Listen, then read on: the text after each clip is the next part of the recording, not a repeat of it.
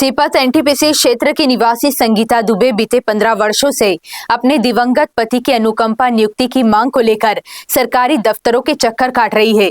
उनके पति स्वर्गीय दिलहरण दुबे शिक्षाकर्मी वर्ग 3 के पद पर कोटा ब्लॉक के झंझरिया पारा शाला में कार्यरत थे, जिनका आकस्मिक निधन 13 मई 2009 को हो गया था।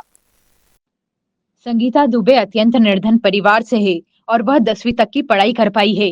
उनके 2 छोटे बच्चे हैं, जिनका पालन पोषण मजदूरी करके कर रही है।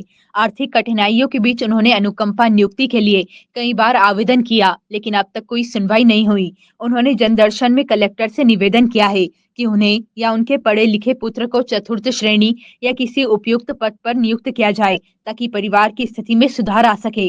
अब देखना यह है कि शासन प्रशासन कब इस पीड़ित महिला की व्यथा पर संज्ञान लेता है और उसे न्याय दिलाने की दिशा में कोई ठोस कदम उठाता है। मेरा पति शिक्षाकर्मी वर्ग 3 में था। अभी मृत्यु हो गई उसका। अभी से मेरे को नहीं मिल रही नौकरी।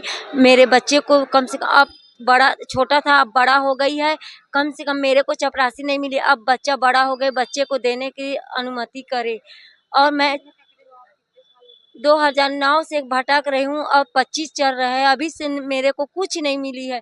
मैं किराए से घर से रहती हूँ और अपने बच्चे को पोस रही हूँ। मैं गुड़िया को पढ़ा नहीं पा रही हूँ, लड़कों ले दे कर पढ़ाई हूँ।